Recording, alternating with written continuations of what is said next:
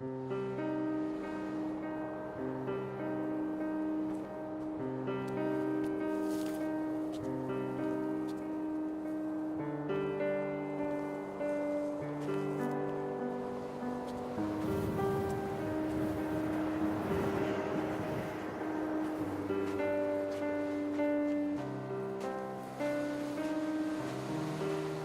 I was originally thinking about how to write the music for the game, I suddenly realised that you don't see anybody in the game, and the most important character as such is the island itself. So one of the things that I did with the music was to write the island as if she or he were a character in its own right. And that's really important, I think, that you're going through this space and actually it's completely devoid of people, but the music in a way populates the island, and that the voice of the island speaks to you through the music. Which is interesting, because I think that's really come on in terms of later games we've done, that sowed the seeds for the way in which we approach music in Rapture, where it was very specifically the voice of characters. And Machine for Pigs as well, where the music was about being Lily's voice in the game, Lily's representation in the game. So it's interesting how, looking back on Esther, a lot of those kind of ideas were tried out here that then came on to take other forms in stuff we've done since.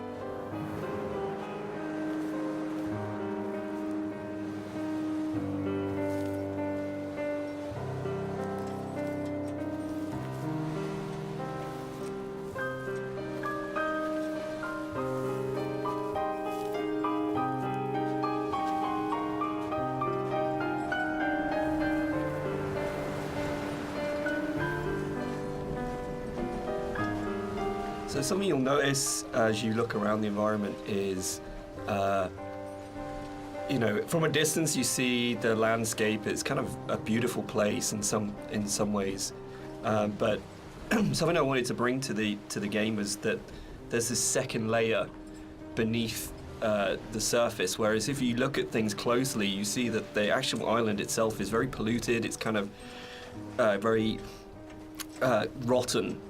Everywhere you look, every rock, every grass surface, it has this layer of filth on it, and it's kind of been put in there just to kind of emphasize further that this island is a really unpleasant place to live.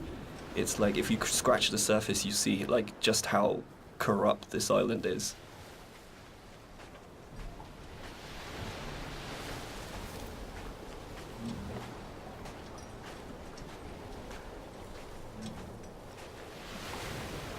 We cast and did all the voice direction for Esther ourselves for the mod, and it was basically Jess and I on a casting website just listening to people's show reels and finding what's the voice of this thing. And there was never any question about Nigel. I think we heard his show reel for the first time around. It's probably been listened to sort of 30 or 40 actors, and we started listening to his show reel and just both looked at each other and went, that's it, that's him. And it was amazing when Nigel came in. We had, I think, a day and a half to do the whole thing. And he just did that amazing thing that really, really great actors did. If he just walked in, got in front of the microphone, and more or less did the entire thing in one take. And we did hardly any retakes on anything. It just felt like his instinct for the character in the game was so strong that he just, without virtually any direction, just came in and just got it. And one of the hardest things with the voiceover that we did was when we went from the mod, which had 3 potential narrative units per queue, to 4 potential narrative units per queue, was not only finding new bits of writing that kind of complemented and played off what was there in the original mod, but for Nigel to come back in, nearly 5 years later, and to just re-find that voice in exactly the same way and deliver it in a way that fitted in and complemented it was a real testament to his ability as an actor, I think.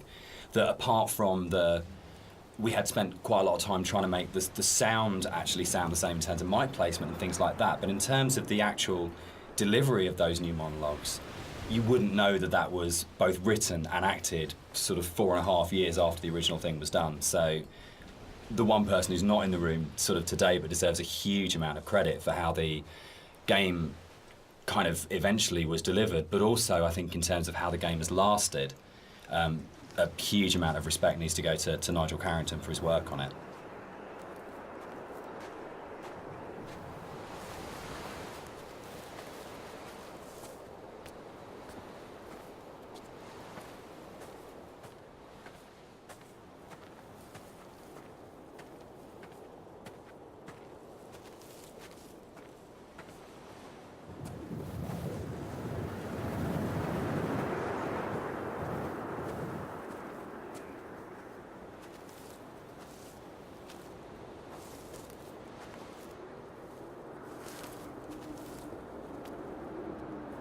So this hole in the ground was kind of a difficult thing in some ways. It's a bit of a challenging aspect of the game. Because, in some ways, it kind of like, I think for me, we wanted to have this kind of this pit here, and I wanted the player to be able to actually go as close as possible and like look over the edge and you know, kind of have this feeling of dread and stuff. But the other issue that we faced was like, what happens if the player just jumps into the hole? Like we have no real death in the game.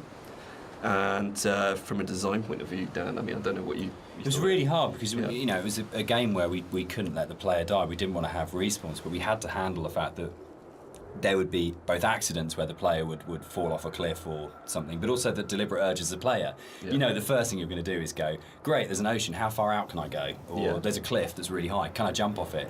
And how do you have death in a game where you can't have the player die? Because if the player starts breaking up the experience by dying and reloading, then you're in you start breaking the experience a lot. So yeah, I mean, we didn't want to also have like artificial boundaries, you know, where it's like an invisible wall. Like if you take a look through the game, you'll never see a place where you think you can get to, but you can't. There's always some kind of actual natural boundary or man-made boundary. So yeah, that was the other thing. We didn't really want to create this invisible wall around this thing. So it kind of the whole drove the way in which that sort of the very weird audio visual, probably one of the most dreamlike bits in the game, where if you do die and you get the kind of the heartbeat and the strange flashes of visuals. And I think in a lot of ways, if we hadn't had the hole there and we hadn't had a place where we go, right, players will jump in this hole, we have to start from that basis, they will throw themselves down this hole, it kind of gave us the impetus to really, really focus on it. And I think the stuff like the drowning deaths and the cliff deaths are strong because the hole was there, and I'm not sure if the hole hadn't been there, whether or not we'd have arrived at that way of handling it, which I'm really proud of. I think it's a really incredibly creative, interesting way of handling a player going out of bounds and of actually being able to reset the game when the player's basically done something you ideally wouldn't want them to do. Yeah, and I kind of think it fits well with the theme of the game as well, because you don't really know what's just happened. Yeah, it's not like you hear a death sound and then you kind of respawn. It's this kind of like very soft, very ambiguous change. You know? There was a point in the original mod where if you died, it would do the whole Half-Life major fracture detected. Yeah. It always brought a really good tone to the game. Yeah, yeah.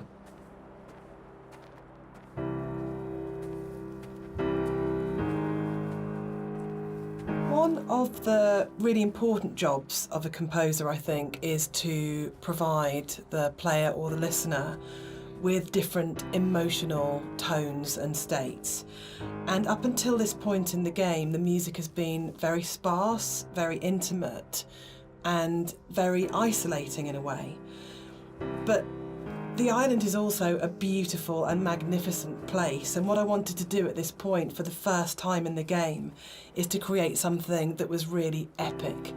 So we go from that shift in scale where it's very intimate and small to suddenly realising that this is an extraordinary and magical place to be, as well as a difficult and quite sad and melancholic place to be. So the string players were instructed at this point to play with much more vibrato. Up until this point they've played in a very sort of Scottish style actually, no vibrato, very plain playing. But this was a really beautiful cue to write actually, because that has that scale. You suddenly realise that the island is really big, and you know, you have this beautiful vista, and the music then shifts so the player can actually just for a moment, I think, enjoy being where they are. Yeah, I think that's it. Can I? Yeah, I was going to say, this is actually one of my favourite parts of the game. It's just where everything, all the elements kind of come together perfectly. You've got the music, which just is just epic, as Jess has said. You've got the landscape, which is kind of like this big open space. You've got all the little bits and pieces that I put into the detail of the environment, like the movement, there's leaves blowing around, there's the clouds in the sky, there's the mist rising off of the grass, and then you've got Dan's voiceover coming in there, and I think it's just like all of these elements coming together and just in perfect synergy, and just kind of, it really brings chills up your spine.